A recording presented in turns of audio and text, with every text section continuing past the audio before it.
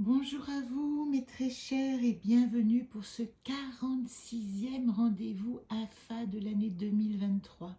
On avance petit à petit et aujourd'hui c'est un jour particulier, le lendemain de Diwali, la fête de la lumière. C'est aussi le jour de la 11e nouvelle lune.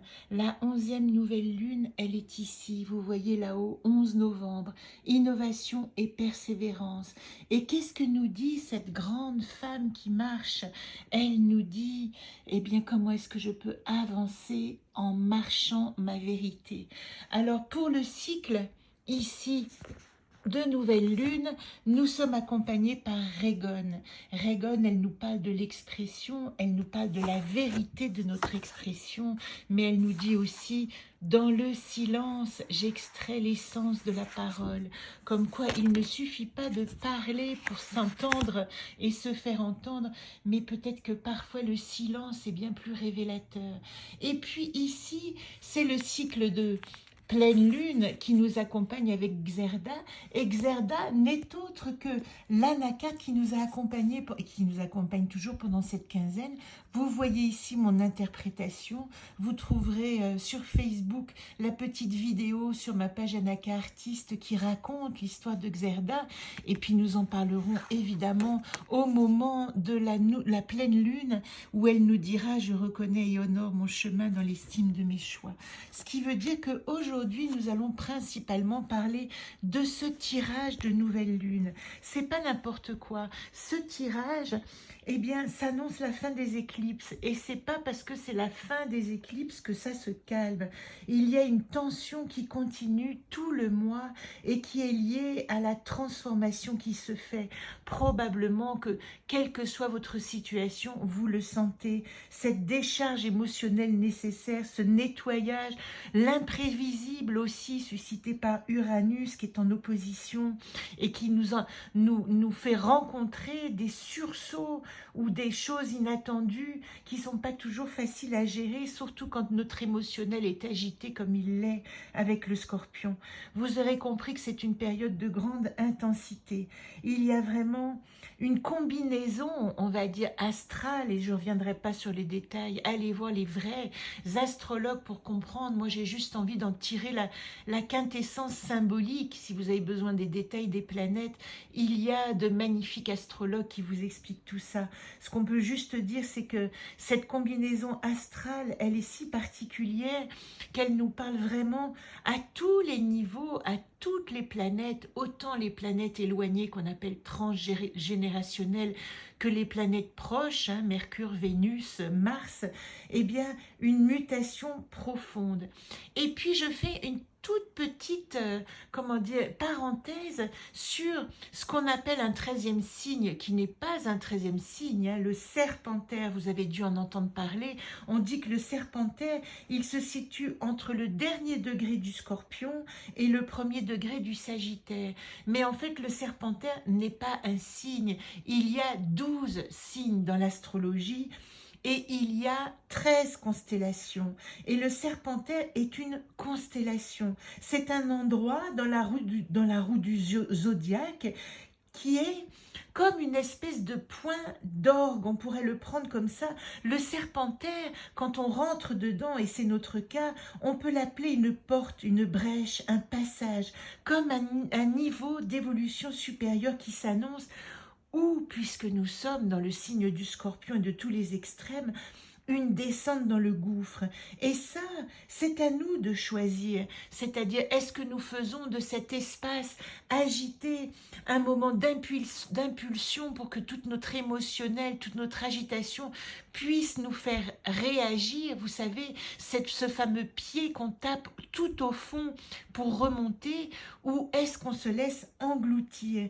Et là, il est vraiment question de mobiliser notre conscience pour croître et non pas pour s'effondrer. C'est comme si nous avions la nécessité, le Scorpion nous accompagne pour ça, à utiliser notre intuition et aussi notre force de foi. C'est pas le moment de perdre la foi. Alors perdre ses croyances, oui. Est-ce que vous voyez la différence entre croire et entre tenir une foi profonde que les choses avancent, évoluent et que j'ai envie, moi, toute petite personne dans cet univers immense de cette évolution.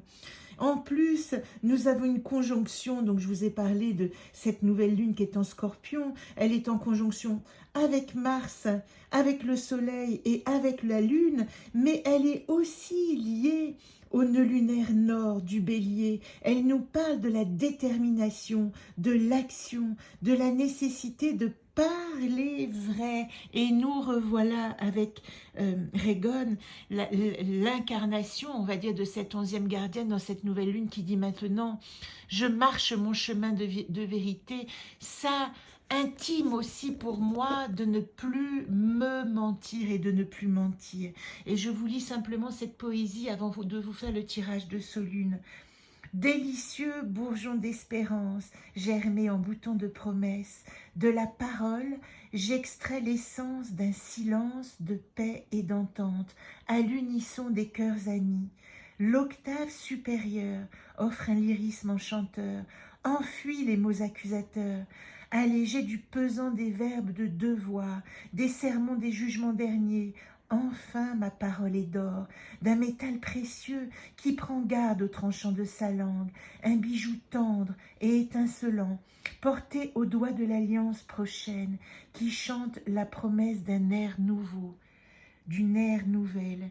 Voilà cette poésie que j'ai écrite au moment de l'école du jeu. C'était mon dessin de Régone quand nous étions dans l'école du jeu en 2022. Et vous voyez comme le texte est d'actualité, que notre parole active la paix.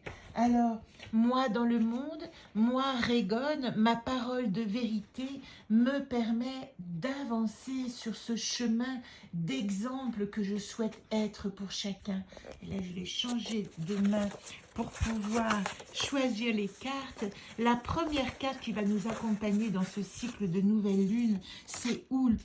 Plus que jamais, nous avons besoin de l'accompagnement de l'invisible. Et je vous disais, vous voyez, vous pouvez abandonner vos croyances, mais rencontrer votre foi, Oulp, l'accompagnement de l'invisible, en situation actuelle, avec les événements extérieurs qui nous affolent.